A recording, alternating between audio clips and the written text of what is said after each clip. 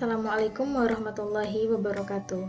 Perkenalkan, saya Cindy Oktavira, NIM 18042062, jurusan Ilmu Administrasi Negara. Kali ini saya akan menjelaskan tentang dampak digital governance terhadap peningkatan partisipasi masyarakat.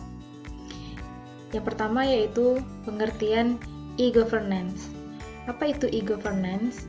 E-governance yaitu aplikasi TI untuk memberikan layanan pemerintah, pertukaran informasi, komunikasi transaksi, integrasi berbagai sistem yang berdiri sendiri antara pemerintah dengan warga, pemerintah ke bisnis, pemerintah ke pemerintah, pemerintah ke karyawan, serta proses dan interaksi back office dalam seluruh kerangka kerja pemerintah.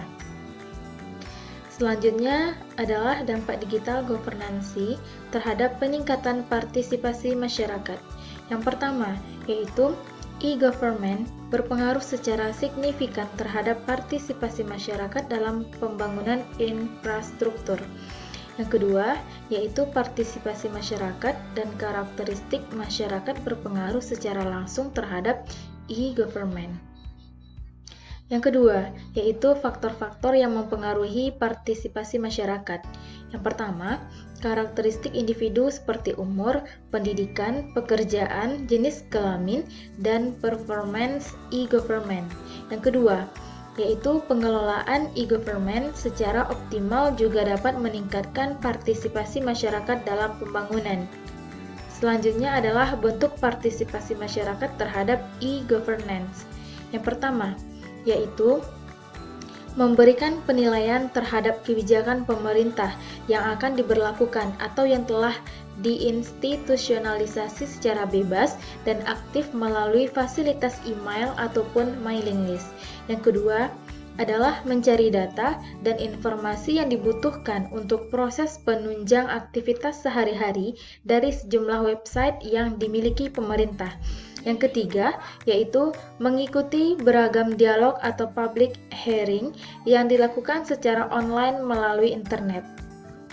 Yang selanjutnya adalah level partisipasi bermedia website, yaitu ada 5. Yang pertama itu e-informing, yang kedua e-consulting, yang ketiga e-collaborating, yang keempat e-involving, dan yang kelima adalah e-empowerment. Yang pertama itu adalah e-informing, yaitu tahapan penyampaian informasi secara online dari pemerintah kepada masyarakat. Informasi tersebut dapat berupa rencana kegiatan ataupun yang terkait dengan kebijakan. Komunikasi yang terjadi pada level ini lebih bersifat satu arah. Yang kedua adalah e-consulting, yaitu tingkatan partisipasi yang menggunakan saluran dua arah yang bersifat interaktif.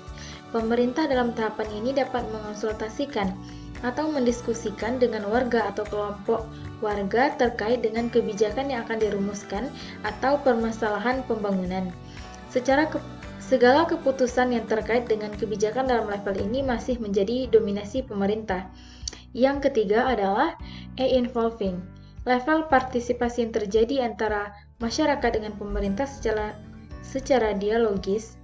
Tahapan ini, pemerintah menyampaikan rencana yang memungkinkan untuk diperbaiki dan diubah secara forum diskusi.